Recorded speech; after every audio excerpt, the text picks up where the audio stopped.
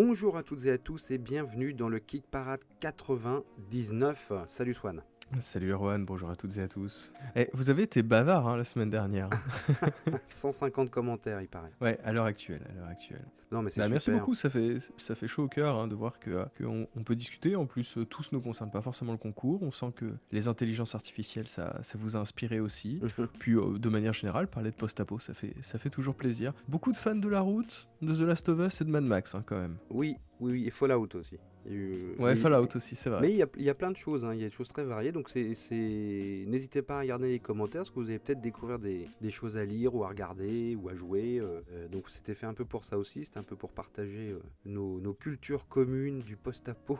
Donc ça va devenir une chaîne YouTube sur le post-apo. En tout cas, le concours continue cette semaine, puisque nous sommes au numéro 99, donc il y a toujours un pledge de Once Upon a Line à gagner dans cette émission. Donc continuez, pour cela il faut être abonné bien sûr, il faut mettre en commentaire Once Upon a Line, 2 points, et vous mettez votre œuvre post-apo préférée, et puis et ben voilà, et la semaine prochaine on fait un tirage au sort entre tous les commentaires du numéro 98 et 99, et il y aura un grand gagnant pour ce pledge gratuit qui vous est offert par Perte et Fracas et Lucky Dog Game, on les remercie encore. Bon, d'ailleurs, tiens, oui. avant de passer aux choses, c'est quoi toi ton univers de post-apo préféré? T'aurais mis quoi en commentaire? Moi, je vais pas être très original, hein. J'aurais mis soit Mad Max pour le côté fun, ou si vraiment j'étais de mauvaise humeur, j'aurais mis La Route. Parce qu'effectivement, c'est un des livres les plus glaçants que j'ai pu voir, que j'ai pu lire dans ma vie. Enfin, je dis voir parce qu'il y a l'adaptation au Cinoche qui est très très bien d'ailleurs.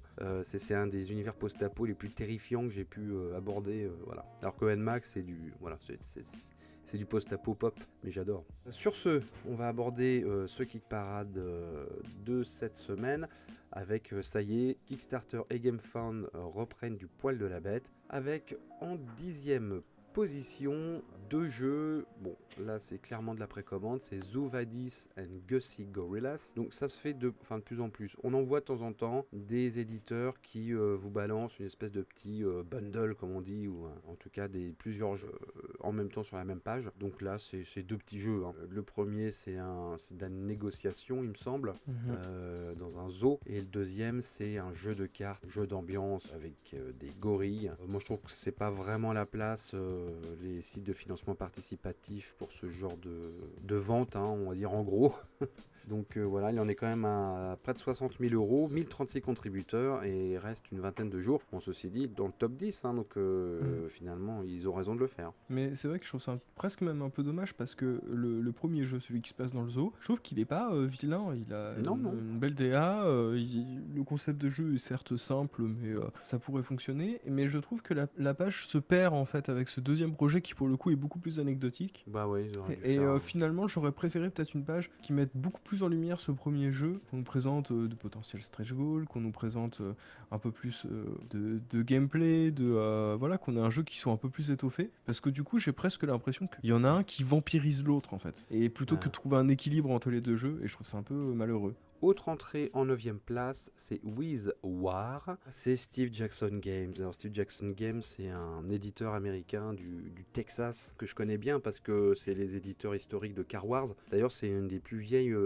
sociétés d'édition de jeux, plus de 40 ans. Ils ont commencé à la fin des années 70, je crois. Donc c'est un éditeur historique du jeu aux États-Unis. Ils ont du mal un petit peu à faire du neuf. D'ailleurs, ils font souvent du neuf avec du vieux. Bon, moi j'avais pledgé Car Wars 6e édition, que j'adore. Là pour le coup c'est du Mad Max, c'est plutôt de la course à la mort de l'an 2000 pour les connaisseurs. Et là ils ont ressorti un vieux jeu qui date de 1983 qui s'appelle With War. Il me semble que ça avait été récupéré par FFG dans les années 90-2000, donc il y a eu beaucoup d'éditions, je crois que c'est genre la 9e édition, donc c'est hyper classique, c'est du mini dungeon crawler avec des mages. C'est pas très Jojo, oui. Ça a pas été remis au goût du jour, quoi. C'est ça, parce que en fait finalement un jeu avec des mécaniques et un gameplay assez simple, soit c'est pas quelque chose de mal, il y a des jeux qui sont très bien tout en étant relativement accessibles. Mais c'est vrai que là, je veux dire, le seul travail qui était vraiment demandé dans cette campagne, c'était de dépoussiérer un peu le jeu. Et là, c'est clairement pas le cas. C'est vrai que Non, ils ont pas fait le d'effort. plateau, non, enfin voilà, les grilles, Là, ça fait presque même amateur. Et je trouve qu'effectivement, compte tenu de l'histoire du studio, Ouais, mais ils c'est jouent pas à fond sur acceptable. la nostalgie, et c'est Ouais. souvent ce qu'ils font avec tous les Munchkin, ou Ouais. Munchkin, je sais plus comment ça s'appelle. Mashkin, ouais. Munchkin, voilà, donc c'est eux qui font Munchkin, et ils en ont fait des dizaines et des dizaines de variations. Bon, ils sont parfois un peu feignants, quoi. Donc là, c'est vraiment un pur produit marketing, hein, j'ai eu l'impression. Achetez-le, vous le jouerez jamais parce que je pense que c'est complètement dépassé, mais c'est pas grave, c'est sur l'étagère et c'est collector. Bon, 8e position, c'est Epic Spell Wars. Il y a beaucoup de guerres de magiciens en ce moment. C'est vrai, c'est un peu la thématique. C'est ça. Qui a perdu 3 places cette semaine, hein. C'est un des plus grosses chutes de cette semaine. Donc, gros jeu punk, sale gosse, sataniste. Donc voilà, c'est surtout la direction artistique, hein, qui vaut le détour, et le côté assez culotté des illustrations. On en a parlé la semaine dernière. Je te propose de passer au 7e. Oui, je suis d'accord. 7e position, c'est Once Upon a Line, justement le jeu qu'on vous fait gagner la semaine prochaine. Il en est à 152 000 €, il approche des 2000 contributeurs et il reste une semaine, justement. Oh, qu'est-ce que c'est bien fait. Bah voilà, 2000 contributeurs pour un jeu, je trouve assez risqué, hein, parce que c'est un jeu à gratter finalement, donc très legacy et assumé comme tel, mais dans un univers post-apo. C'est pour ça qu'on vous demandait vos œuvres préférées de post-apo pour le gagner, bien sûr, avec une très belle direction artistique. Je trouve que c'est plutôt pas mal, surtout que c'est quasiment un jeu expérimental, hein, parce que c'est la première fois qu'on fait ça. Donc il a quand même séduit quasiment 2000 contributeurs. Il est bien sûr largement financé. Bon, il a quand même un peu perdu cette semaine parce qu'il y a... il y a de la nouveauté, quoi. Donc il a perdu de place. Il y a du lourd. Hein. Bon, en tout cas, il aura fait ces 2 semaines dans le top 10 Once Upon a Line. Non, mais c'est bien parce que, comme tu le disais, on le rappelle, c'est un jeu quand même qui divise, en tout cas qui fait débat. Oui, C'est un débat que y je trouve compris d'ailleurs dans les plutôt commentaires de Kick Ouais. Parade, hein. Oui, tout à fait. Il y avait Mais des d'ailleurs, je auditeurs trouve que très c'est assez réfractaires à ce style. Mais ce qui s'entend, je trouve qu'effectivement, c'est comme tu le dis, c'est une position qu'ils assument et qu'ils acceptent complètement.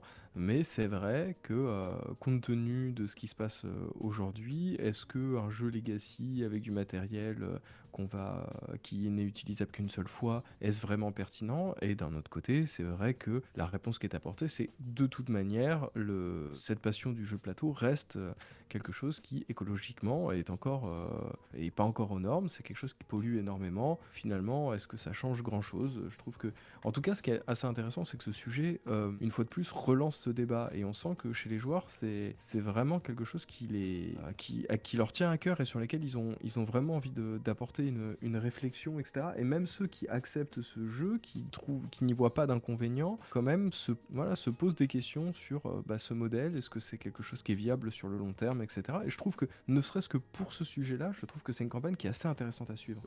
Bon, après, la pollution est relative par rapport à d'autres industries, hein, on est d'accord.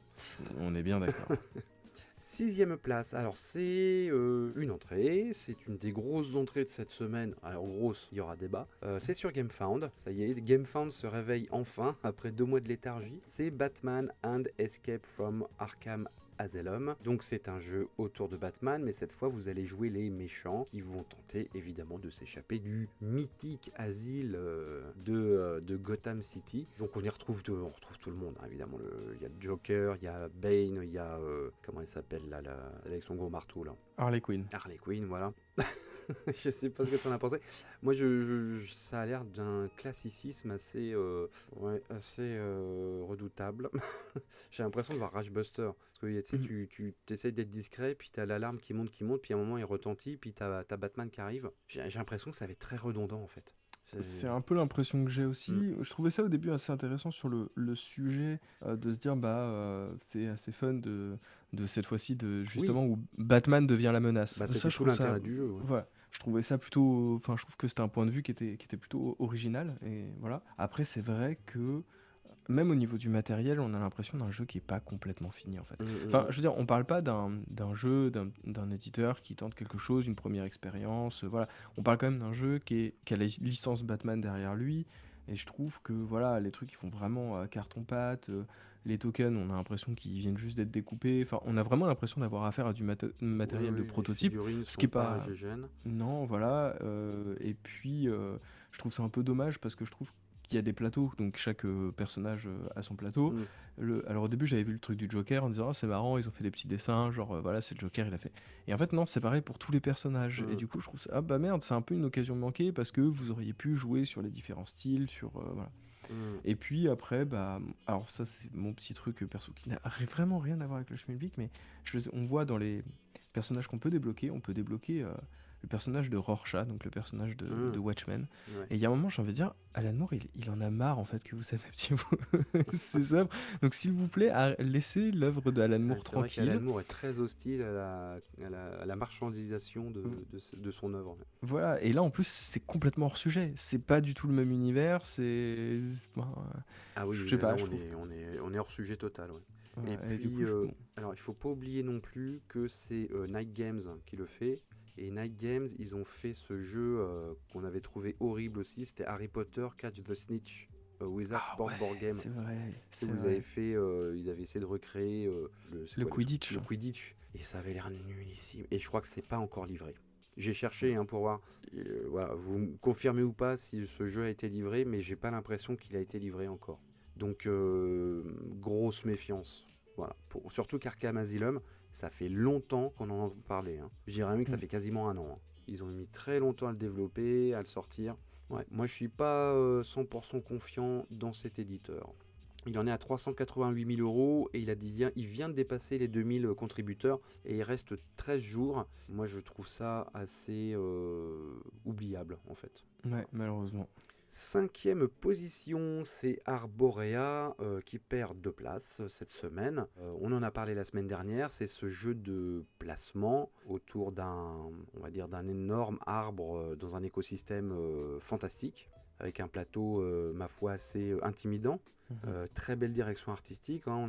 Tu avais évoqué que c'était un artiste français qui mettait ses œuvres sur Instagram, c'est ça? Entre autres, j'imagine qu'il doit être sur ArtStation, des trucs comme ça, et qui a été repéré comme ça. Et c'est vrai que c'est très très beau, le plateau est très très beau. Ça a l'air d'être assez prise de tête, hein. Ça a l'air d'être du placement d'ouvriers à beaucoup de tours dans la tête avant de jouer. Mais en tout cas, c'est vrai que le jeu fait assez forte impression en photo en tout cas, et le gameplay a l'air assez intelligent. Il en est à 107 000 €, 2179 contributeurs, et il reste 15 jours, donc je pense qu'on en parlera la semaine prochaine. Ils ont dit qu'il y avait une petite extension qui serait Kickstarter exclusive. Voilà, en plus du matériel et du cosmétique upgradé, etc. En plus de la version Deluxe, voilà, vous avez des éléments de jeu en plus. Donc non, ça reste une belle campagne, mais c'est le genre de jeu qu'en 2022, on a beaucoup vu se hisser dans le top 10, malgré des fois des projets beaucoup plus imposants face à eux. Et je trouve ça assez plaisant parce qu'effectivement, comme tu le soulignais, il y a quand même une DA on peut aimer ou pas, mais en tout cas, il y a un vrai parti pris, il y a un vrai truc esthétique. Alors après, au niveau du gameplay, je pense que ça mérite quand même quelques parties pour savoir si... Ça, c'est impossible de savoir à l'avance. Hein, ça. Voilà, Mais tu peux quand même. Parce Oui. qu'il est sur Tabletop Simulator. On peut tout à fait l'utiliser. On peut l'essayer sur Tabletop Simulator. Voilà. 4e place, c'est une entrée. Beaucoup d'entrées cette semaine. C'est Hero Realms Dungeons. Alors, Hero Realms, ça fait un moment qu'il est dans les parages. Vous avez ça dans les boutiques sous forme de booster, il me semble. Mais je pense qu'il y a des boîtes aussi. Oui. Et vous avez son petit cousin qui est Star Realms. Je sais pas quel est celui qui a commencé en premier, j'avoue. Je crois que c'est Star Realms d'abord et ensuite... qui est plus vieux, il me semble aussi. Ouais. Donc, Hero Realms, c'est du deck building fantastique, enfin Heroic Fantasy, dans lequel vous avez plusieurs modes. Vous avez mode compétitif, donc c'est un peu de l'affrontement de cartes, hein, à la Keyforge, à la Magic. Vous avez un mode coopératif, et donc là qui se traduit sous forme d'une campagne. Et donc du coup, vous avez un mode solo avec... voilà, donc vous avez plusieurs sortes de modes de jeu pour cet univers. Il en est à 332 000 €, 2419 contributeurs, il reste une vingtaine de jours. C'est quelque chose qui est dans la place depuis longtemps. Hein. Il y a eu plusieurs boîtes, c'est un univers qui est bien établi, qui a beaucoup de fans. Comme Star Realms d'ailleurs, où vous les trouvez sous forme de petits boosters dans les boutiques souvent. Mais c'est pas mal, là vous avez une boîte, et ils ont repris parce que ils avaient fait une campagne avec Star Realms il y a quelques mois, ils ont repris le même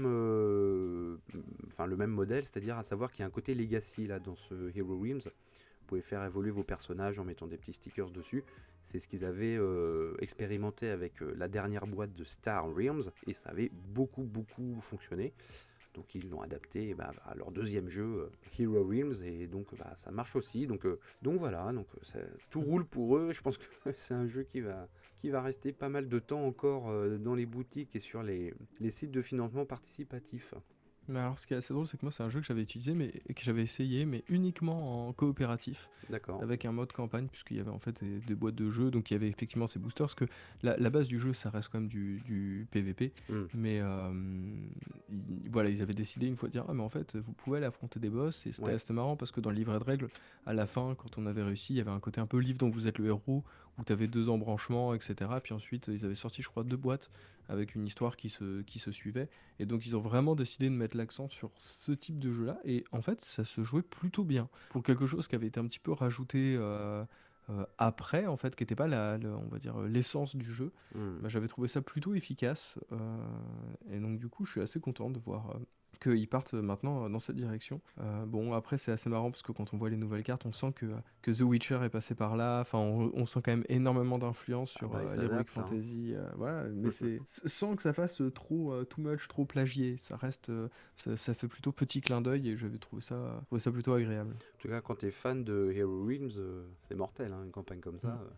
Je comprends que tu Alors, craques. Hein. Ouais, mais pas de VF et je pense que c'est clairement quelque chose qui arrivera en boutique avec le temps. Ouais. Voilà.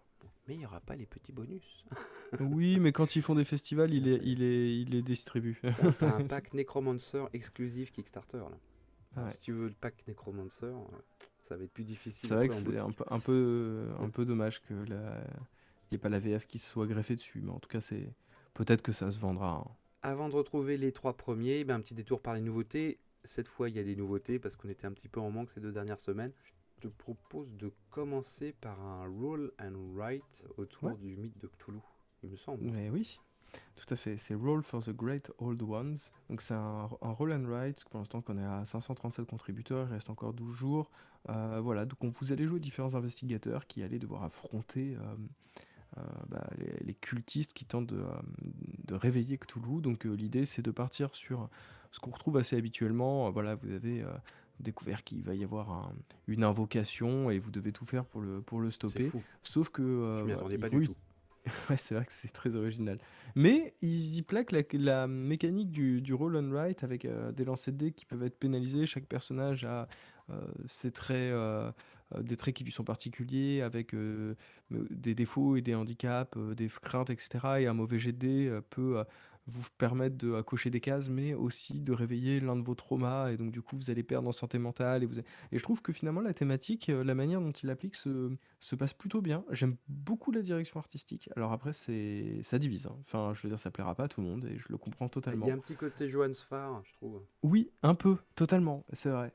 Et je trouve que c'est pas vilain en fait. En tout cas sur Cthulhu, on n'a pas l'habitude de voir ça. Et d'un autre côté, tu sens qu'à chaque fois qu'ils sortent un jeu, il y a assez peu de prise de risque. Tu vois. Non, c'est toujours un peu le même genre d'image, un peu clean.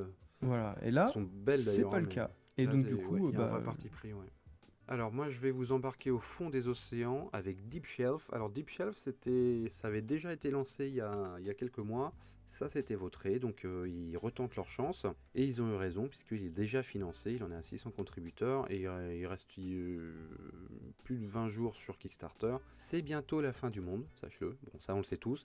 Et pour ce faire, il y a des corporations qui sont en compétition pour construire des grandes fusées pour faire quitter l'humanité de la Terre. Donc, même à la fin du monde, les mecs, faut quand même qu'ils trouvent faut de la concurrence non faussée, tu vois. Donc tu sais ce qui nous attend. Et donc pour ce faire, il faut qu'ils exploitent le fond des océans pour trouver les matériaux qui puissent faire décoller cette navette, enfin construire et décoller cette navette. Donc voilà, je plaisante, hein, c'était ironique. Et on se retrouve devant un jeu de placement et de gestion de ressources au fond des mers, un peu à la Terraforming Mars ou On Mars, enfin tous ces jeux-là en fait. Des fois tu peux réveiller monstre des mers d'ailleurs qui vient te mettre le dawa dans tes installations. D'ailleurs, il y a une figurine, hein. J'ai comparé les deux pages, j'ai pas vu beaucoup de différence. Alors, la nouvelle page est un peu plus explicative, voilà, mais il y a pas une grande différence. Je sais qu'ils offrent un petit truc pour les premiers 48 heures ou la première semaine. Voilà, il y a First Week Bonus. Ils essayent un peu d'appâter ce qu'ils n'avaient pas fait sur leur première campagne. Apparemment, ça a marché puisque là, ils sont financés. Et il y a un mode compétitif ou coopératif. Tu vois, comme quoi j'ai été un peu mauvaise langue au début. Tu peux coopérer pour sauver un maximum d'êtres humains, pour se barrer de notre bonne vieille terre vers des contrées inconnues. Alors moi, je suis assez sensible. Je suis assez sensible aux jeux à moteur en général. J'aime bien. Tu sais, c'est mon côté Settlers. Oui, oui. J'aime bien commencer avec un petit truc, puis tu te développes, et puis machin. Donc je suis toujours un petit peu sensible. Et en plus, là, le contexte fond des océans, je trouve ça assez cool. Eh bien, ça va être à toi avec Ouais. un jeu de troll. Bah oui, tout à fait. Bah du coup, je vais rester dans ce que t'aimes, hein, puisque on est exactement là-dessus. En gros, vous allez jouer euh, un clan de trolls dans leur grotte. Et en fait, l'objectif, ça va être, bah, en gros, d'obtenir les faveurs du roi des trolls. Et pour ça, et ben, en fait, vous allez devoir étendre votre caverne, Mhm. mais aussi tenter d'utiliser vos pouvoirs de transformisme pour aller dans les villages et puis en fait commettre de menus larcins pour développer plus facilement votre plateau joueur. Donc ça va du style de vous allez dans les villages humains pour voler des bébés humains et les remplacer par des bébés trolls. Voilà, prendre la place des habitants, tenter d'appâter des princesses avec des bijoux pour les enfermer dans votre caverne. Et Je vois ce qui qu'il y est... a des vaches aussi. Ouais, il y a des Tu vaches peux aussi voler parce des vaches. ils l'ont dit que... Et ils en sont désolés, mais les trolls ne sont pas végétariens. Du coup, bon, bah, il faut bien qu'ils se nourrissent parce que certaines actions vont leur donner faim. Et donc voilà, l'objectif, c'est que vous allez pouvoir faire des actions sur ce plateau central, mais aussi pouvoir développer votre petit plateau à base de tuiles qui vont se développer sur les côtés, comme si vous creusez des galeries. Et en fait, l'objectif à la fin du jeu, c'est d'avoir le lieu le plus attractif qui rapporte le plus de points. En tout cas, Donc je trouve que il y a plein de le meeples concept, rigolos. ouais, le concept est vraiment drôle. Mm. Vraiment cette idée de voler les bébés pour les remplacer. Je trouve ça excessivement drôle. Je sais pas pourquoi, ça me fait beaucoup rire. C'est ton côté Euh, humour noir. oui, je pense, ouais, peut-être. Mais voilà, on en est à 468 contributeurs. Le jeu devrait bientôt arriver sur Tabletopia pour pouvoir l'essayer. Mm. Donc, bah écoutez, moi je trouve que, en tout cas, la page est jolie, le design est vraiment vraiment joli. On est sur un très très beau plateau aussi. Et puis on est quand même sur une boîte Game Brewer qui a déjà fait ses preuves, hein. Ils avaient fait Stroganov, ils avaient fait Paris, ils avaient fait Oh Hippocrate. oui, ils ont Donc fait leur voilà, preuve. Mm. voilà, ils ont fait leurs preuves plus d'une fois. On va enchaîner sur GameFound avec un jeu qu'on avait repéré tous les deux, Oui. qui s'appelle Witchbound, alias Merci Kiki, la petite sorcière des studios Ghibli. Il y avait déjà eu un projet il y a quelques mois d'un auteur tout seul qui avait fait une espèce de livre dont vous êtes le héros, qui racontait l'histoire d'une petite sorcière qui devait monter les échelons dans une ville. Donc il disait, il assumait totalement le fait que c'était un hommage à Kiki, la petite sorcière des studios Ghibli. Et là, donc Witchbound, c'est un peu plus ambitieux, on va dire, Ouais. puisque là, on est dans un univers ouvert avec des livrets où on va poser. Je sais pas s'il y a des figurines d'ailleurs, bon, en tout cas votre personnage, vous allez rencontrer d'autres personnages, explorer, avoir des aventures, hein, il peut y avoir du combat, et le tout dans une direction artistique un peu naïve, un peu enfantine, mais qui, en fait, qui se prête assez bien à l'univers un peu Kiki la petite sorcière. Voilà, c'est un jeu exclusivement solo. Oui, et il y a un côté, tu disais Kiki, mais il y a aussi un côté Zelda aussi. Ah oui, oui, c'est Je vrai. trouve dans l'ambiance, parce que en fait vous allez pouvoir interagir avec le monde, avec des objets que vous allez pouvoir collecter, des sorts que vous allez débloquer, etc. Donc toutes les illustrations qui sont là pour montrer ça me font énormément penser au Zelda époque Super NES, Game Boy. Je trouve qu'on retrouve un peu cette ambiance-là, même dans la direction artistique. Je te rejoins complètement hein, sur le côté Kiki la petite sorcière, mais je trouve qu'il y a aussi quelque chose qui fait très Zelda des années fin 80, début 90. Je trouve qu'il y a des mécaniques de jeu que je trouve assez intelligentes, notamment l'idée qu'en fait les objets vont avoir un numéro associé, Mm. et si vous voulez tenter d'utiliser un objet sur un, on va dire, sur un lieu, par exemple, je sais pas, vous avez une loupe et vous voyez qu'il y a un bouquin, et ben en fait, au lieu de lire le chiffre qui est associé au bouquin, et ben en fait, vous additionnez le chiffre qui est associé à la loupe à celui du bouquin. Donc, je dis Hmm. n'importe quoi, vous avez 40 et vous ajoutez 2, ça fait 42. Et donc, au lieu de lire l'entrée 40, vous lisez l'entrée 42 si elle existe. Et dans ce cas-là, ben en fait, on estime que l'interaction que vous avez fait avec votre objet vous permet d'en savoir un peu plus que si vous aviez juste lu le livre comme ça. Ils Et avaient je fait trouve que ça un peu dans c'est Seven's Continent hein, aussi. ils avaient fait ça, Hmm. ouais, oui, c'est vrai, un petit peu. Et je trouve que la manière dont c'est développé là, et ben en fait, je trouve que c'est une idée qui serait vraiment à garder pour des jeux, tu vois, typiquement comme Sherlock, Hmm. où on n'a pas vraiment cette impression de progresser dans la recherche. Là, vraiment, il y a une idée que plus vous allez trouver des objets, vous allez trouver des sorts, etc., plus, en gros, l'influence que vous allez avoir sur l'univers que vous explorez va être perceptible. C'est Donc bien je trouve ça... dommage qu'il n'y ait pas de VF, hein, parce que Oui, tu vois, $40, je pense moi j'avoue que que c'est j'ai hésité. assez. Ouais, moi aussi. Parce que moi, des fois, je manque un petit peu de jeux purement solo. C'est ça. Et ça a l'air assez cool. Et c'est pas très très cher. Enfin, voilà, c'est $40, Mhm. c'est très raisonnable hein, pour un jeu qui va prendre pas mal d'heures. Ça m'étonnerait qu'il y ait une VF. Parce que hein, les jeux narratifs, c'est toujours problématique. Hein. Ça coûte très cher à traduire, Ouais, forcément. mais ce qui est assez étrange, c'est qu'on voit que c'est quand même traduit dans des langues qui sont très différentes, puisqu'on a le grec, l'ukrainien, l'allemand et le russe, quoi. C'est quand Parce même qu'ils ont, ouais, quatre langues ils ont dû trouver des des partenaires. partenariats. Bon, peut-être qu'il y Peut-être aura que... un Français qui va se porter volontaire ou casser ses prix pour que ça, ça serait ça bien. soit possible. On ne sait pas. Sur quoi on enchaîne en nouveauté? Ah oui, ici, il y a les nouvelles extensions de Mage Noir qui sont sorties. Mage Noir, c'est encore c'est encore du combat de cartes entre magiciens. Je l'avais essayé à Vichy en octobre dernier. Ils avaient réussi leur première campagne hein, pour sortir leur boîte de base. C'est sorti ensuite en boutique. Et là, ils enchaînent déjà avec 6 nouvelles extensions. Donc voilà, ils sont sur on va dire une bonne lancée. Ils en sont à 72 000 euros. C'est déjà financé. 530 contributeurs, reste 10 jours. Donc c'est un jeu qui a bien accroché son public. Et c'est vrai que c'est un jeu très efficace où tu peux créer des sorts plus puissants en mettant des cartes de côté. Enfin, c'est bien foutu. Tu as aussi des cartes en commun au milieu. Ça fait plusieurs mois que j'ai joué, donc j'essaie de me souvenir. Mais ça fonctionnait bien, c'était bien sympa. Et puis il y avait un univers très cohérent. Voilà, et c'est français en plus, hein, c'est cool. Oui. Non, et puis là, l'idée, ça va être assez intéressant, puisque en gros, vous avez effectivement des sorts que vous devez lancer. Pour ça, vous devez collecter du mana. Mm. Et là, en fait, c'est que chaque, on va dire, catégorie va avoir une sous-catégorie qui va être peut-être un peu plus spécifique et qui va nécessiter de combiner encore plus le mana. Je dis n'importe quoi, mais vous voulez faire un tsunami, bah, il vous faudra un mana d'eau et un mana de terre, puisque il va falloir que vous jouiez à la fois et une carte séisme et une carte océan, et donc du coup, ça va générer un tsunami. Donc il y a une espèce de cohérence comme ça.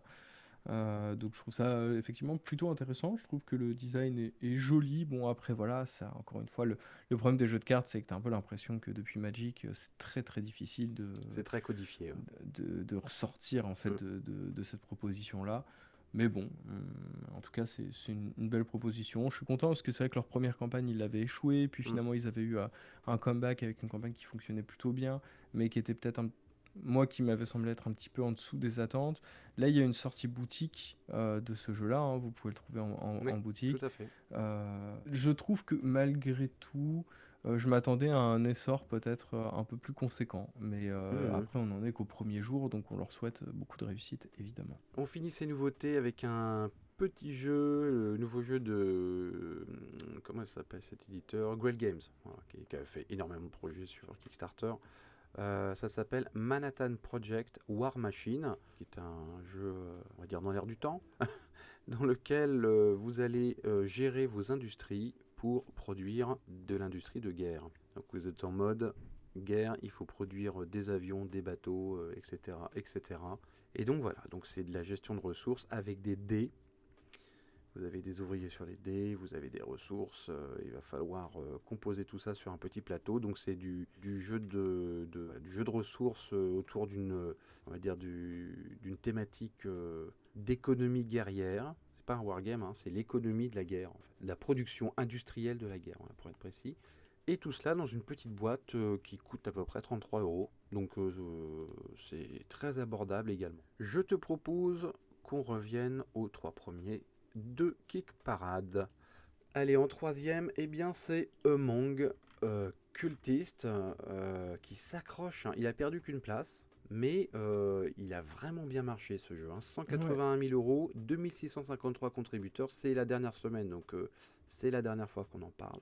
Donc c'est ce jeu d'enquête dans lequel vous allez essayer de démasquer les cultistes, les occultistes dans une université, dans une ambiance très Lovecraft, beaucoup de matériel assez classieux, avec une application, ça faut le savoir, il y a une application. Est-ce que tu as quelque chose à ajouter sur Among Cultists? Sinon on passe au Bah deuxième. non, enfin juste très très vite pour faire un petit récap de la campagne. Je trouve qu'effectivement c'était un jeu, bon au début c'était normal qu'on le retrouve dans le top 10 parce qu'on était sur des semaines qui étaient assez faiblardes, Mm. mais effectivement le voir toujours dans le trio tête après plusieurs semaines et puis face à des jeux quand même des grosses licences qui sont apparues cette semaine, je trouve qu'ils ont vraiment mené une très très Oui, belle campagne et je suis oui. très content pour eux. Ça prouve que la campagne a convaincu. Ça, c'est très clair. Deuxième place, c'est Hollywood 1947, donc qui a perdu une place, mais pas vraiment, parce que le premier qu'on va voir après, il est arrivé juste après l'enregistrement de l'émission. Enfin, je vous avais fait une petite rustine au début du 98. 429 000 euros, quasiment 7 000 contributeurs, donc c'est vraiment un gros carton. Et il reste 20 jours encore, hein, donc on va en reparler, hein, d'Hollywood 1947. Donc ce jeu dans lequel vous allez tenter de tourner des films dans les années 40-50, fin années 40, en plein macartisme, donc c'est-à-dire en pleine chasse aux sorcières des communistes à Hollywood. Donc il y a une thématique politique très forte, hein, au milieu de ce jeu qui pourrait paraître un peu light sur le monde du cinéma des années 40-50. Et c'est Travis Hancock qui l'a fait, qui avait fait Bristol. Donc toujours ce concept de jeu dans des faux livres. Il va nous faire toute une collection, hein. Tu pourras remplir une étagère complète, hein, C'est ça. bientôt, hein. Faire croire que tu lis alors qu'en fait C'est ça, en fait tu joues. c'est pas... Donc, mais c'est un énorme carton, hein, comme quoi le mec a la cote, quoi. Et enfin, le premier qu'on a raté, Swan, de genre de 2 heures, C'est vrai, un truc comme c'est ça. vrai. 2 heures après qu'on a enregistré l'émission, le truc qui sort, blah, premier. Bon bah c'est sans surprise, hein, c'est Marvel United Multiverse. Bon bah voilà, Call Me Your Note, ça fait des mois qu'on dit Call Me Your Note, enfin pas nous, hein, mais qu'on entend Call Me Your Note, c'est fini, ils sont has-been, machin bidule. Bah tu parles 1 270 000 euros, quasiment 12 000 contributeurs en quoi, 2 jours, 3 jours, non un peu plus, 4 Ouais. jours, c'est monstrueux quoi. Donc campagne assez courte, hein, ça, Call Me Your Note, ils sont revenus à des campagnes plus courtes, 15 jours. Voilà, donc si vous n'aviez pas assez de vos 3,50 m de hauteur de boîte des premiers Marvel United, eh bien vous pouvez vous en rajouter une couche. C'est ça. Euh, Avec un peu, moi c'est un peu le ressentiment que j'ai eu. Je suis pas, enfin vous le savez, je suis pas un grand fan de Marvel, mais bon, force est de constater que aujourd'hui c'est très difficile de pas savoir ce qui se fait. Mais je trouve que ça fait vraiment équipe B, quoi. C'est vraiment, ils sont allés chercher en disant, putain les gars, on a vraiment mis trop de héros dans les premières boîtes. Ah, t'as une Je boîte sais avec plus ce les qu'on va faire. Fantastic Four, quoi. Oui, mais en Bon, fait, t'avais déjà une boîte avec les oui, Fantastic, oui. donc c'est une version alternative. Et du coup, ils justifient ça Bah, par le c'est comme les films, hein. multivers. Plus ça va, plus Ouais, c'est des héros. Mais c'est qui lui? c'est C'est ça. qui? C'est quoi? Donc Et bah c'est oui, c'est vrai normal. que c'est un peu marrant parce que tu te dis, l'univers multivers, ils nous l'annoncent, ils nous le Mm. teasent, ils l'ont un peu exploité, etc. Et je trouve qu'on arrive déjà à saturation alors que ils ont jamais vraiment exploité le concept à 100% pour le moment, quoi. Moi, j'ai jamais essayé le jeu, j'avoue. Ouais. De ce que j'en ai vu, parce que j'ai écouté plusieurs critiques, hein, de collègues qui disaient que le jeu était sympa, mais que c'était pas non plus révolutionnaire, que c'était assez simple, ça fonctionnait bien, que les figurines étaient finalement assez inutiles, et ce qui est quand même pas du tout ce qui ressort quand tu vois les campagnes de Marvel United, parce qu'ils insistent vachement là-dessus, et c'est vrai qu'elles sont très très belles. Le côté cartoon Marvel, c'est vrai que quand t'aimes bien Marvel, je comprends que tu craques parce que c'est super, c'est super mignon, quoi. Mm. C'est très bien fait, c'est très joli. Mais voilà, ça a pas l'air d'être le jeu du siècle non plus. Marvel United, c'est familial, bon, c'est sympa. Tu peux pas te battre contre Marvel, quoi. Mm. Même si au cinéma, ça commence à baisser. Mais bon, C'est vrai. c'est une autre histoire, ça serait pour une autre chaîne YouTube. Mais en tout cas, dans le jeu, c'est toujours un carton. Mais bon, en fait, c'est notre confrère et ami Lilian de Marvelous Marvel Champions, hein, qui est spécialiste de Marvel Champions sur la chaîne, qui devrait qui devrait nous chroniquer ce jeu. Mais Mais bon. juste, ouais, même pour faire faire des comparaisons avec la précédente campagne, ce qu'ils ont annoncé quand même, c'est que ils avaient aussi repensé le solo Oui, c'est vrai. pour que ce soit un petit peu plus Oui, énergique. apparemment, le Parce que c'est solo vrai était que, assez faiblard. ouais, bah, il avait été un peu ajouté à la dernière Ouais. minute, hein. Je sais pas si tu te rappelles de la campagne, c'était vraiment, ah, le solo ça marche, allez vite, on rajoute un truc. Et finalement, le solo c'était juste, bah, tu jouais tout seul avec 4 personnages, quoi. Ouais, Donc c'est vrai qu'on ouais, ouais. perdait un peu. Là, ils ont mis un système de leader pour faire en sorte que, voilà, il y en a un qui est votre personnage principal et les autres en fait vont former une espèce de deck de cartes qui va Mm. vous permettre d'avoir des actions bonus pour ne pas vous retrouver complètement écrasé par Par l'IA. la menace. Mm. Voilà. D'ailleurs, il y a sûrement des backers de Marvel United qui nous écoutent. Faites-nous un feedback sur le jeu. Est-ce que ça vaut vraiment le coup de dépenser parce que tu vois, si tu fais toutes les campagnes, tu en as quoi, il y a pour 700 balles, 800 balles. Donc est-ce que ça vaut vraiment le coup, tu vois, est-ce que c'est un jeu qui vaut vraiment le coup? Est-ce que vous allez pledger ce nouveau Marvel United en sachant que Communionaut s'est un peu calmé sur les frais de port, parce qu'il y a un moment sur une ou deux campagnes, ils avaient pété les plombs. Bah, c'était sur Marvel Zombie, Zombicide Marvel, là, où Ouais. t'avais les frais de port qui étaient aussi chers que la boîte. Ils avaient pété un plomb, les mecs, quoi. Là, ils sont un peu calmés, ça redevient, on va dire, plus normal. Ouais, n'hésitez pas à nous faire un petit feedback si vous avez Marvel United. Et bien voilà, nous avons fait le tour de ce classement et de notre sélection de nouveautés. Je vous rappelle que vous pouvez toujours tenter votre chance pour gagner le pledge de Once Upon a Line. Nous ferons le tirage au sort la semaine prochaine pour le numéro 100 de Kick Parade. Et puis voilà, bah merci, si ça vous a plu, mettez un pouce. On aimerait bien avoir 3000 abonnés bientôt. Là on en est à 2835, quelque chose comme ça. Ça serait cool. 3000 abonnés, c'est un petit cap pour une chaîne YouTube de jeux de société. Ouais, on aimerait bien être à 3000 abonnés bientôt. Comme Ouais, ça, on sachant pourrait qu'en faire ce un... moment, les Ouais. chaînes YouTube autour du jeu de plateau, elles sont pas au top du top, hein. Nous, ça va, on va pas se plaindre, mais parce qu'on est, on est plutôt Oui, à la cool. voilà. Mais c'est vrai qu'on en voit pas mal qui s'arrêtent au fur et à mesure, qui sont un peu dépassés. Bah, ça donc, use. ça use un petit peu. C'est les vieilles Donc, historiques commencent on un vous peu en à parlera user, hein. peut-être Oui, la semaine ça serait prochaine. d'ailleurs Ça un, pourrait oui, être- ça serait d'ailleurs un sujet à aborder, effectivement. Mais encore une fois, merci beaucoup. Ouais, Merci pour votre participation, parce que grave. c'était assez cool de vous connaître un peu plus, même si c'est au travers du post-apo. Donc on fera peut-être on vous questionnera peut-être sur d'autres sujets, hein, Écoute, on le n'en sait prochain rien. jeu qu'on fera gagner sera un autre univers, donc on posera la même Donc question, mais sur un autre mais univers. sur un autre univers. Très bien, ça me va. Bon, bah, à la revoyure. Bah ouais, salut tout le monde, on se retrouve la semaine prochaine pour la 100e. Ciao.